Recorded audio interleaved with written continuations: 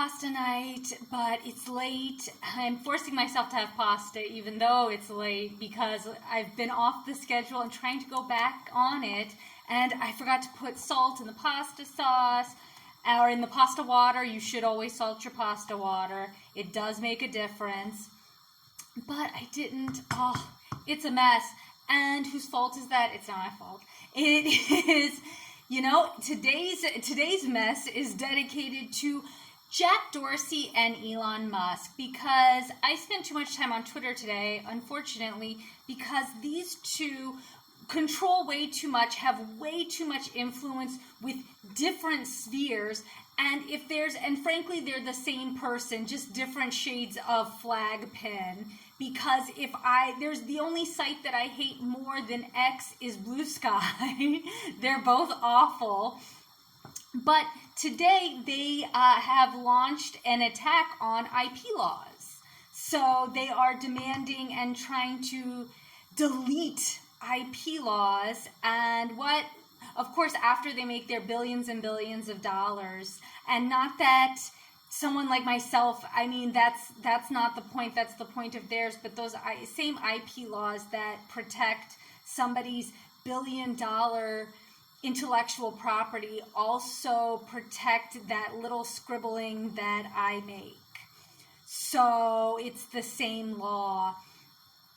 And it's incredibly upsetting because you know that it won't be the people like Jack Dorsey or like Elon Musk who have anything to worry about, but it will be the artists, it will be the creators, it'll be musicians, it'll be anyone that has something creative but lacks marketing or a platform or an audience. It will be the people that are just starting off, and it will take that from them. I mean, I can't imagine what kind of horror would ensue if they went through with this.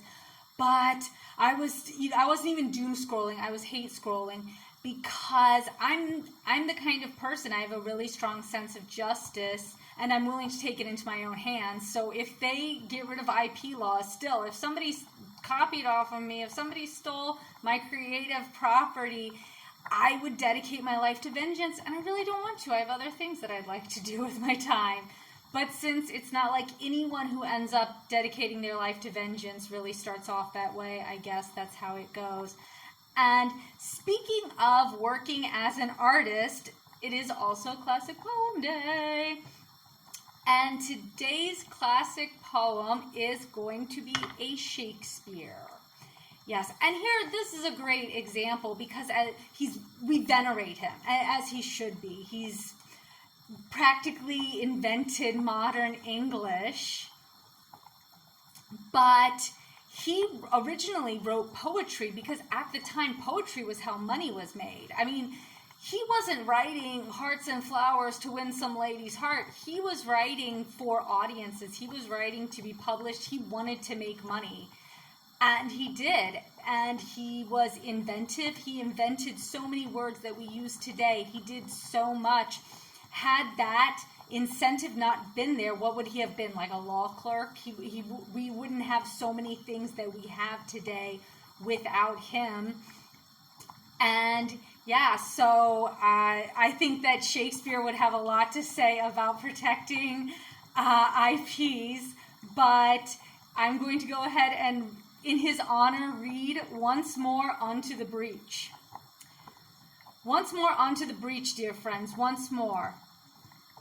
Or close the walls up with our English dead. In peace there's nothing so becomes a man as modest stillness and humility. But when the blast of war blows in our ears, then imitate the actions of the tiger. Stiffen the sinews, summon up the blood.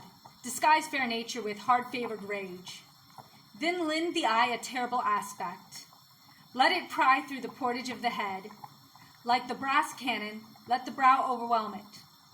As fearfully as doth a galled rock overhang and jutty his confounded base, swill with the wild and wasteful ocean. Now set the teeth and stretch the nostril wide. Hold hard the breach and bend up every spirit to his full height. On, you noblest English, whose blood is fit from fathers of war proof, fathers that, like so many Alexanders, have in these parts from morn till even fought, and sheathed their swords for lack of argument. Dishonor not your mothers. Now attest that those whom you call fathers did beget you. Be copy now to men of grosser blood, and teach them how to war. And you, good yeomen, whose limbs were made in England, show us here the mettle of your pasture. Let us swear that you are worth your breeding, which I doubt not. For there is none of you so mean and base, that hath not noble lustre in your eyes. I see you stand like greyhounds in the slips, straining upon the start. The game's afoot. Follow your spirit, and upon this charge, cry, God for Harry, England, and St. George.